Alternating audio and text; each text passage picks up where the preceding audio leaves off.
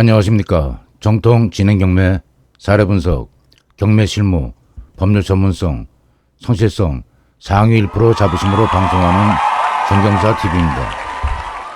오늘은 권리분석 12강으로 법원 경매, 시작, 물건 탐색 고르기부터 끝, 마무리 명도까지 정리해보려 합니다.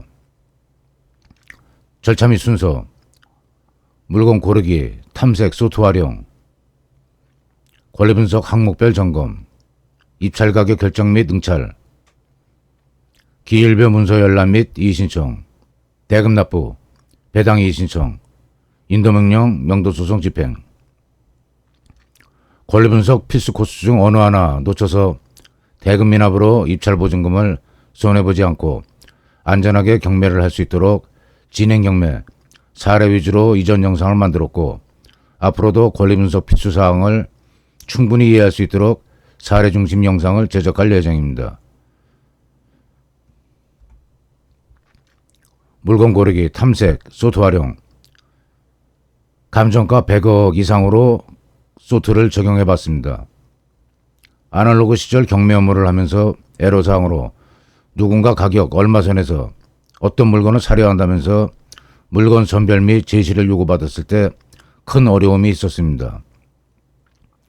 요즘은 대법원 경매정보, 무료, 유료 사이트 모두 분류 항목이 잘 구성돼 조건 입력만 잘하면 찾고자 하는 물건은 시간 걸리지 않고 고를 수 있지만, 예전 아날로그 시절에는 종이 경매 정보지를 일일이 다 뒤져야 원하는 물건을 찾을 수 있었습니다. 편한 시대에 살고 있음을 실감합니다. 권리분석 항목별 점검, 건물 등기부 대지 지분. 공동주택인 경우 건물 등기부 대지권란을 살펴야 합니다. 토지 지분이 표시되어야 정상이고, 표시가 없다면 대지에 대한 권리가 없는 것이고, 환지 정리, 토지 대금 정산이 안 된 경우도 있습니다. 대지 지분이 정상화되려면 어느 경우에 해당하고 그 부담은 어느 정도인지 알아야 합니다. 아파트, 빌라 다세대는 대지 지분이 있어야 하고, 다가구는 토지 지분이 없어 주민등록 전입 방법도 다릅니다. 공동주택 중 유일하게 대지 지분이 없는 다가구 주택은 토지 지분 기재로 주민등록을 전입합니다. 등기부 을고.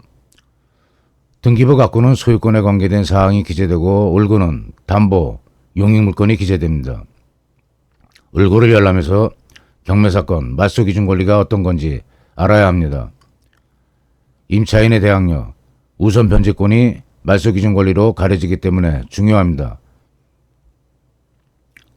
압류, 가압류, 담보가 등기, 배당 신청한 전세권 등이 말소 기준 권리 종류로 있는데, 경매 개시결정 등기도 말소 기준 권리로 속합니다. 이 권리들은 전부 돈 받을 권리인 채권입니다. 배당 신청 안 한 전세권은 용익물건이고, 물건을 사용할 수 있는 물건이라는 얘기입니다. 매매가 등기는 둘 다 말소 기준 권리의 기본 성질인 돈 받을 권리가 아니기 때문에 말소 기준 권리가 아닌 것입니다. 그러나 매매가 등기도 채권 계산서 제출과 배당 신청을 하면 말소 기준 권리가 됩니다. 배당 신청한 전세권과 동일한 원리로 돈 받을 권리, 즉 채권으로 변했기 때문입니다. 임차인 대항력, 전입 내역으로 우선 변제권을 판단해야 됩니다.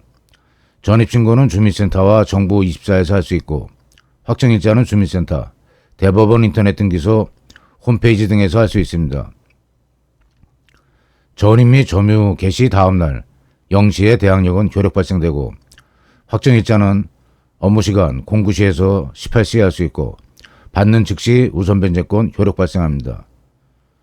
주민등록 전입과 점유로 생기는 대항력은 바뀐 집주인, 대출 금융기관 등 새로운 이해관계인에게 보증금, 계약기간 등을 주장할 수 있는 권리입니다. 확정일자로 생기는 우선 변제권은 돈 받을 채권자가 많아 줄 서게 되면 보증금 받을 순서가 보장되는 제도입니다. 임차인 대항력과 우선 변제권을 정밀하게 분석하는 이유는, 대항력 있는 임차인이 못 받는 보증금을 낙찰자가 입찰 대금 외에 추가로 지불해야 하기 때문입니다. 추가 부담이 생기는 거죠. 10억에 낙찰받고 대금을 완납하면 끝인 줄 알았는데 추가로 5억 원을 임차인에게 따로 줘야 한다면 크게 잘못된 거죠. 나중에 추가 부담되는 걸 알고 대금을 미납하는 경우가 여기서 발생합니다. 배당순위, 일반적인 배당순위를 살펴봅니다. 당해세, 조세, 법정기일이 2023년 개정됐지만 법률 불소급의 원칙이 있어 예외적인 경우를 제외하고는 법 시행 이전 경매 개시계 사건에는 적용되지 않습니다.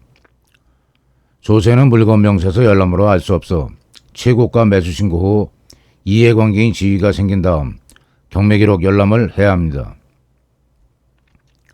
조세 배당에 앞서 대항력 있는 임차인이 배당을 못 받는 금액은 낙찰자가 부담해야 되기 때문에 열람이라도 해서 매각 허가 결정일 이전에 알게 되면 불허가 신청을 해서 빠져나올 수 있지만 그렇지 못한 경우 이 역시 대금 미납 원인 중 흔한 경우입니다. 최저 입찰가 10% 입찰 보증금을 손해보는 일이 이 영상을 보는 여러분은 없어야 합니다. 배당순위 1. 현황조사료, 매각수수료, 감정평가 비용 등 경매 진행 비용 2.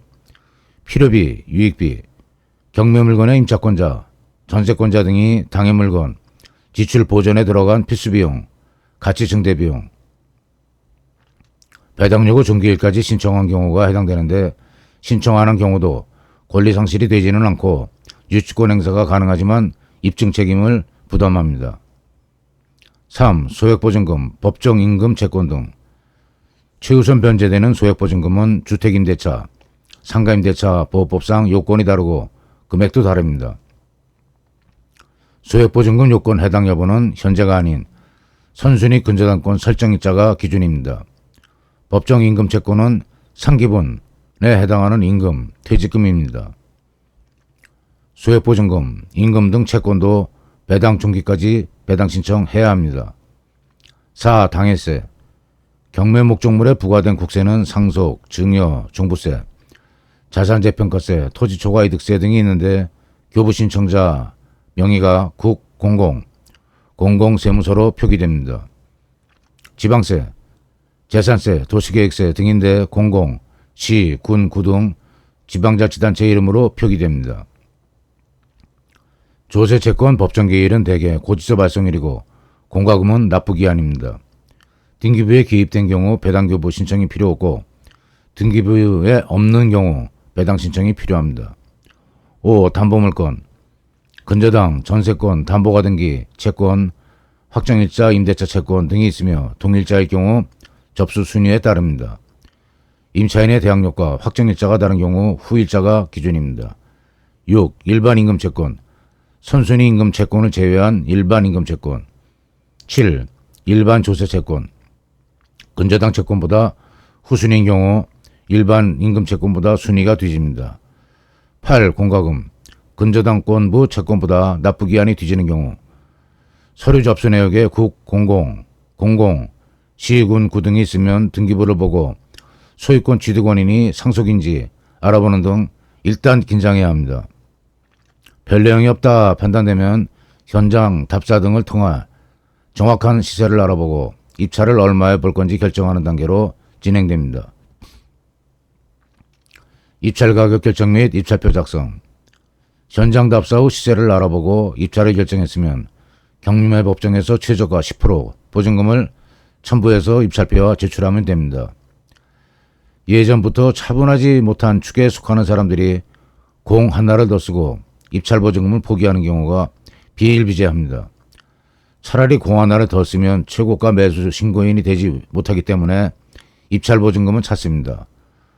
호흡을 가다듬고 매수가 기재 뒷자리에 공이 하나 더 있는지 차분하게 검토하셔야 됩니다. 예전에는 최저가 10%가 아닌 응찰가격 10%를 내야 했고 구도가로 입찰을 보기도 해 생명부지 뒷사람에게 입찰 보증금을 빌려달라는 우스운 번적도 본 적이 있습니다.